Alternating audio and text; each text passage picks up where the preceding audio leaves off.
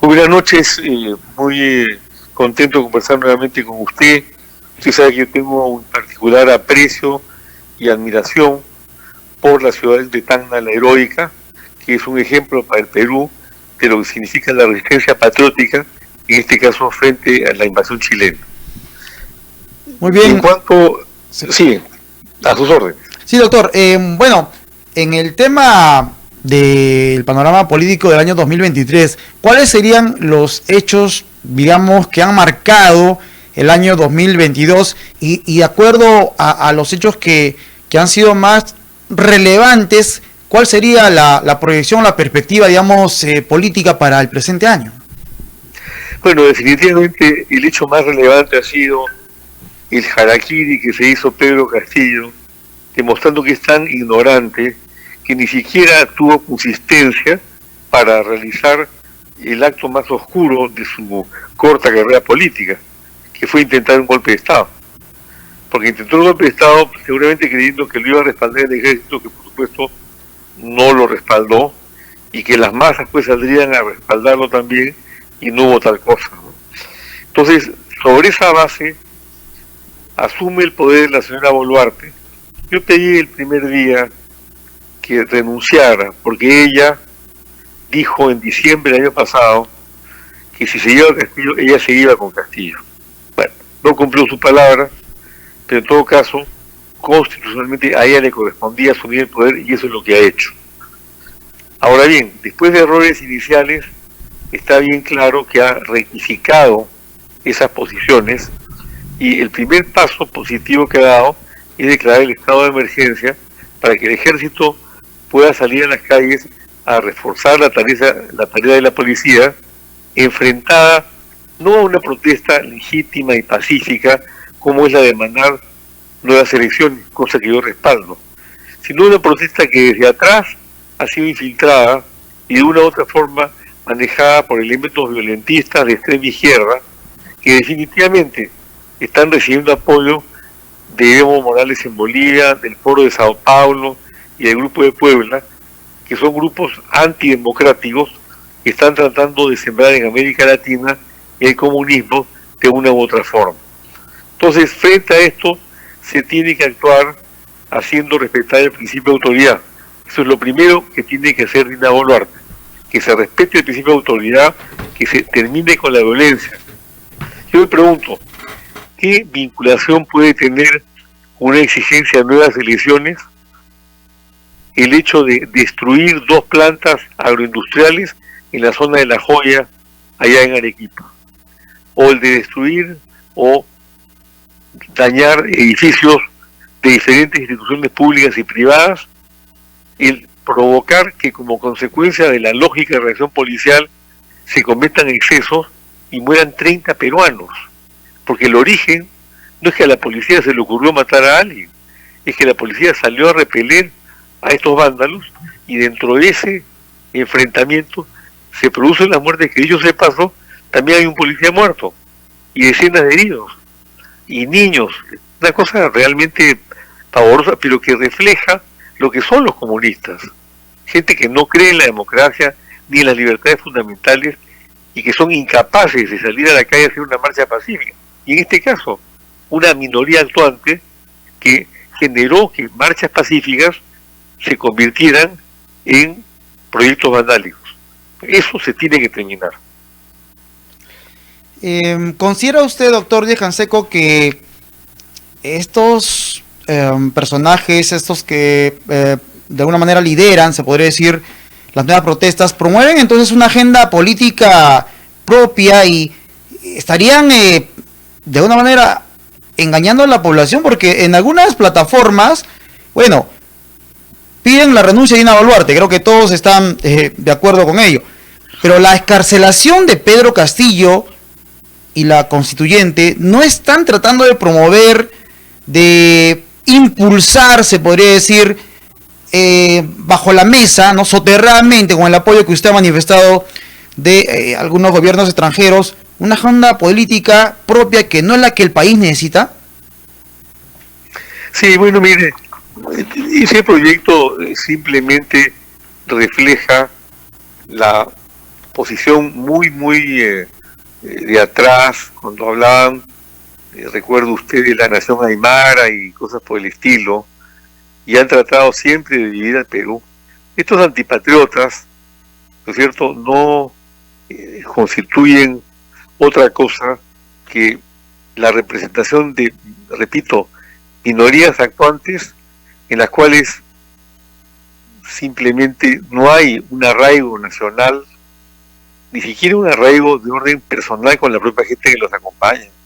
¿Usted se imagina que la región sur del Perú pasara a Bolivia cuando Perú ha sido parte del Perú y fue segregada del Perú porque Bolívar nos odiaba?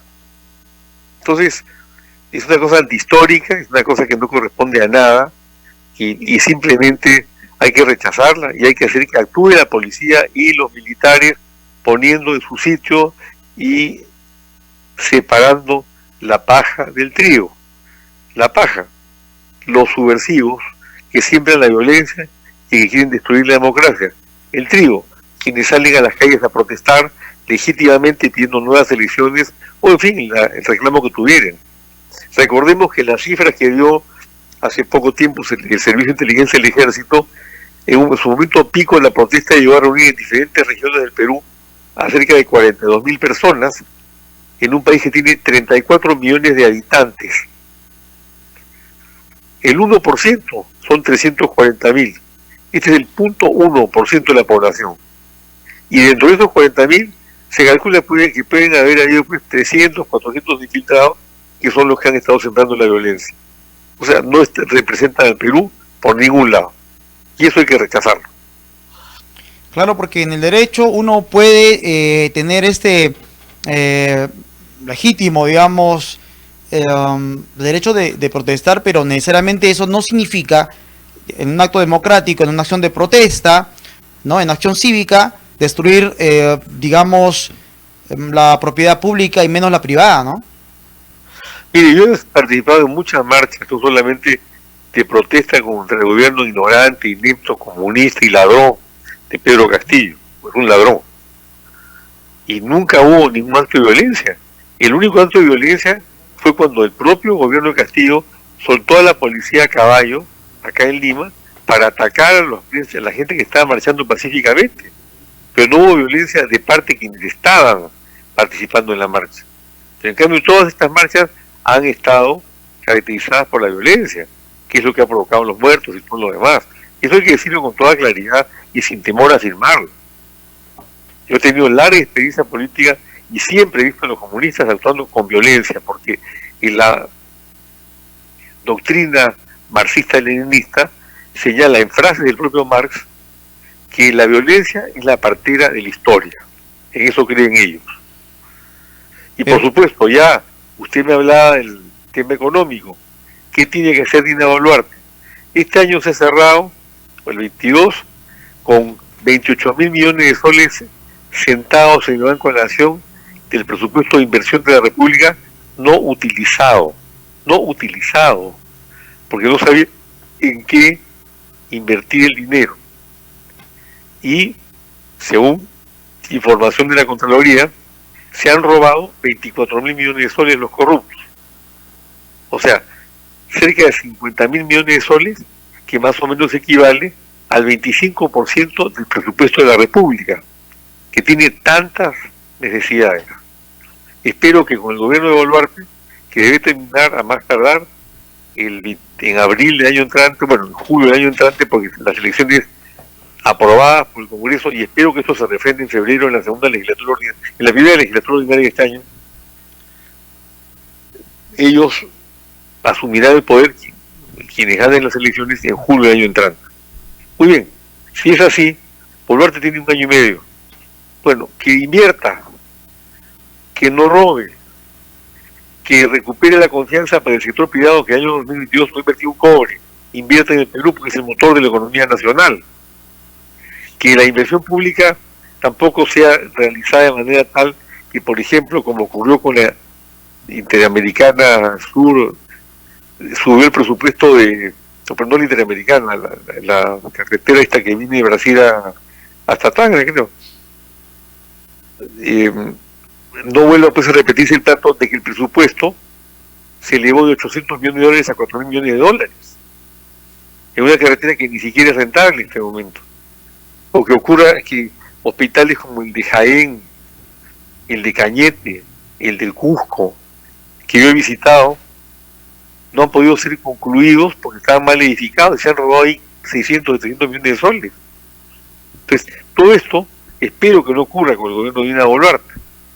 Ella ha dicho que es la primera presidenta mujer en la historia del Perú, pero pasar la historia no significa que lo haga porque es la primera presidenta mujer, sino porque es la primera presidenta mujer y lo hace bien.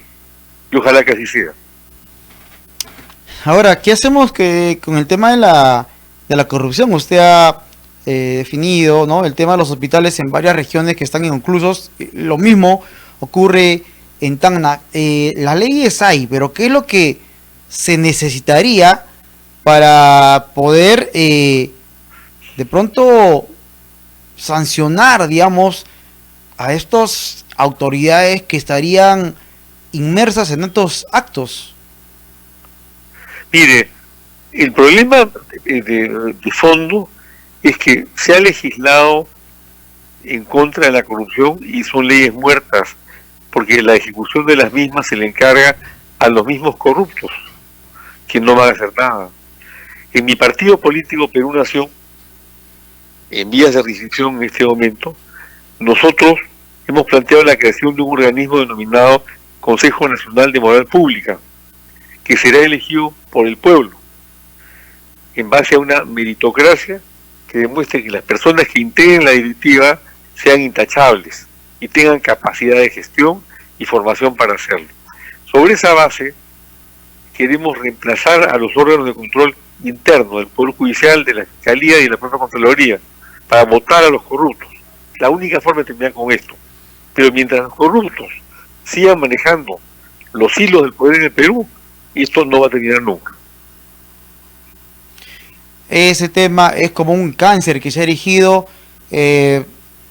desde los inicios de la República y que no hemos podido, ¿no?, desterrar, digamos, del aparato público, que le hace un gran daño a nuestra nación. Ahora, en el tema de las protestas y la convocatoria, estaba dando lectura a de dónde provienen, y en su mayoría hay regiones como Puno, Ayacucho, Cusco, Apurímac, Cajamarca, Loreto, los cuales coincidentemente durante el año 2021 registraron un aumento de personas en situación de pobreza según las cifras del Instituto Nacional de Estadística e Informática. Hay una relación, doctor Díaz-Canseco, entre las regiones que están pues con esta situación de personas en situación de pobreza y pobreza extrema, con los reclamos y con las protestas que se va a desarrollar, o alguien trata de manipular también esta población que obviamente está resentida, digamos, con el gobierno central. Eso está manipulado. ¿Ya? Dígame ¿usted cree que la gente que ha salido a protestar ha leído la Constitución de Perú? ¿Usted cree que la gente que ha salido a protestar conoce el proyecto de nueva Constitución de Perú Libre, que es el que ellos quieren imponer en su famosa Asamblea Constituyente y que es un calco a través del ideario Perú Libre registrado en el Jurado Nacional de Elecciones de la Constitución cubana, que es comunista? ¿Usted cree que hay apercibimiento de parte de esa población que protesta a lo que nos conduciría a un Estado comunista, donde la gente se muere de hambre? No hay. Lo que hay es desinformación, lo que hay es engaño, lo que hay es mentira, lo que hay es el cuento de la nueva Constitución. Hasta el propio Castillo declaró en una oportunidad que él no sabía cuál era el texto de la nueva Constitución, pero está bien registrado por Perú Libre en su diario comunista, marxista-leninista, porque así lo dicen, registrado en el Jurado Nacional de Elecciones. Entonces, en la protesta de nuevas elecciones es consecuencia de otra cosa, el fracaso del gobierno de Castillo, que les han vendido el cuento de quien ha fracasado es el Congreso, que no gobierna, legisla, siendo el Congreso como lo es un desastre, porque ha sido un desastre el Congreso. Entonces se tiene que ir todos, estoy de acuerdo con eso, pero para que se vayan todos necesitamos varias cosas. En primer lugar, que la elección se convoque con tiempo suficiente para que haya cambio de autoridades electorales, porque las que tenemos ahora no ofrecen garantía. En segundo lugar, reformas políticas. Por ejemplo, nosotros en Perú Nación planteamos la revocatoria del mandato. Si los congresistas no cumplen o se vuelven corruptos, el propio pueblo los puede revocar, como se hace con regidores y alcaldes, y eso no ocurre en este momento. La bicameralidad, muy importante para que haya un Senado, una Cámara reflexiva de nivel nacional, y para que los diputados representen a sus provincias con revocatoria y cumplan con las provincias. Y esto va a generar una mejor descentralización. Pero en tercer lugar, y mucho más importante, varias reformas que hemos planteado nosotros, está el hecho de crear una gran corriente nacional para no seguir eligiendo corruptos, ignorantes, coimeros y sinvergüenza como Pedro Castillo. Porque no podemos volver a caer en esto. Lo que le ha pasado al Perú es una vergüenza internacional, avalada por sujetos como López Obrador, el presidente de México, en cuyos 2 primeros años de gobierno se ha registrado un récord de asesinatos nunca ocurrido antes en México. 187.000 personas asesinadas. Eso es lo que tiene el presidente, aparte de la economía quebrada y la corrupción imperante en un narcoestado. Ese es el protector de Castillo. Bueno, son de la misma calaña, ¿no? Entonces, lo que tenemos que hacer ahora es que este tiempo, hasta las elecciones, se aproveche bien para que la gente, para que nuestros compatriotas voten bien, que no se repitan los porcentajes de alcaldes, 96% de alcaldes corruptos en las 3 últimas elecciones. Y los gobernadores que hoy día se despiden tienen 557 denuncias penales. Y los que están entrando, 800 denuncias penales. Esas son las cifras, pavorosas. No podemos continuar en esto. Y claro, la demagogia de la extrema izquierda que quiere destruir el sistema, elecciones mañana mismo, se va a Boluarte, ¿para qué? Para hacer su asamblea constituyente y seguir robando. Porque además de ineptos manejando y ajenos a la voluntad popular realmente, o la voluntad de cambio que tiene el pueblo, son ladrones. Probado, Maduro, Castro dejó una de las fortunas más grandes del mundo, todos han llenado de plata, a costa del pueblo.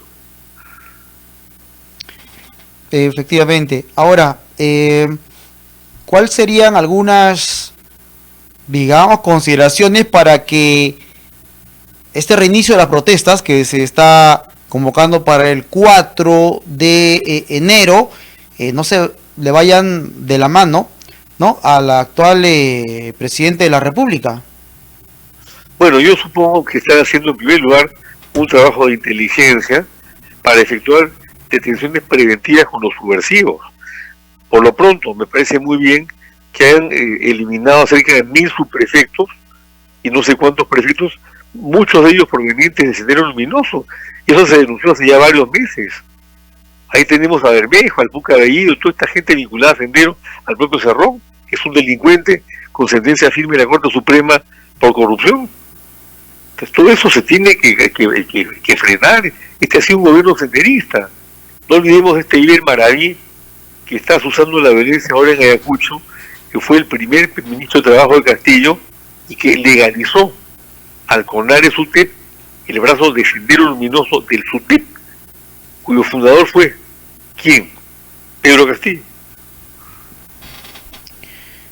No se vaya a repetir el mismo escenario que la década de los 80, en donde se minimizó, digamos, el inicio, digamos, de estas acciones y luego ya se salieron de las manos, ¿no?, al Estado. Bueno, usted recuerda que el 80 en Chuschi hizo su primera acción Sendero Luminoso. Simbólicamente nosotros en 2017 fundamos en Chuschi Perú Nación, proclamando la necesidad que seguimos proclamando de una revolución pacífica en Perú, que permita que, por ejemplo, haya una economía social de mercado consagrada en la Constitución y que no se aplica, para lo que hay en el Perú es una economía mercantilista manejada por oligopolios, en muchos casos. Entonces, hay muchas cosas por hacer. Un Estado de bienestar que no existe, porque el Estado no cumple con el pago de la deuda social en materias fundamentales como la educación, la salud, la justicia, la seguridad, la promoción del empleo. Entonces, todo esto conduce inevitablemente a una crisis del Estado, a una crisis de la sociedad y, por supuesto, a una depreciación del alto valor que tiene el sistema democrático, depreciado por los actores que durante 40 años le han robado a todos los peruanos, desde García Pérez hasta Castillo. Doctor, como siempre ha sido usted muy amable por el análisis del panorama político para el 2023 y bueno, reiterarle nuestros mejores deseos para usted y familia y estaremos en contacto en una nueva oportunidad. Yo le agradezco también, quiero reiterarle en nombre de mi partido Perú Nación, del cual soy presidente fundador, que nosotros seguiremos siempre luchando por una democracia con justicia social y sin corrupción.